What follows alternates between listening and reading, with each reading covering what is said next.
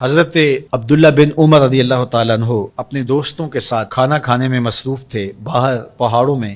آج بھی عرب ایسا کرتے ہیں، گھر سے کھانا تیار کیا اور باہر صحراؤں میں پہاڑوں میں لے کر وہاں بیٹھ کے کھانا کھاتے. تو کھانا کھا رہے تھے تو ایک چرواہا بکریاں لے کے گزرا. تو آپ کے دل میں اس کے لیے محبت پیدا ہوئی تو اس کو بلا کے کہا کہ تم بھی ہمارے ساتھ بیٹھ کے 2 لقمے لے لو. اس نے معذرت کی. آپ نے پھر کہا نہیں 2 لقمے آپ ہمارے ساتھ لے لیجئے. تو اس نے کہا کہ میرا روزہ ہے، میں روزے سے ہوں. تو حضرت عبداللہ خوش ہوئے کہ سخت گرمی اور سارا دن دھوپ میں بکریوں کے پیچھے روزہ رکھا ہوا ہے.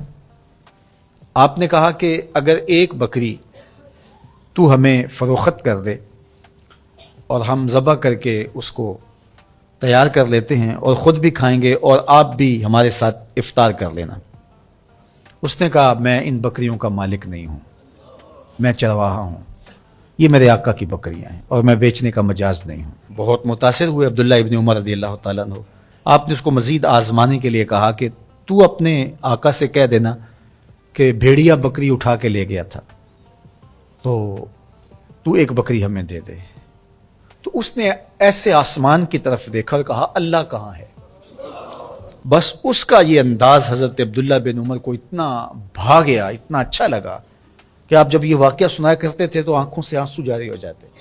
اور فرماتے اس نے یوں انگلی کھڑی کی تھی اور آسمان کی طرف دیکھا تھا اور بار بار کہتا تھا اللہ کہاں ہے. خیر آپ واپس شہر آئے، اس کے مالک کو تلاش کیا اور کہا کہ اس غلام کو اور بکریوں کو من چاہی قیمت کے ساتھ مجھے فروخت کر دو. اس نے بکریاں اور غلام دونوں بیچ دیے. آپ نے غلام کو بلایا اور کہا کہ تو آج کے بعد آزاد ہے اور یہ بکریاں بھی تیری ملک ہوئیں.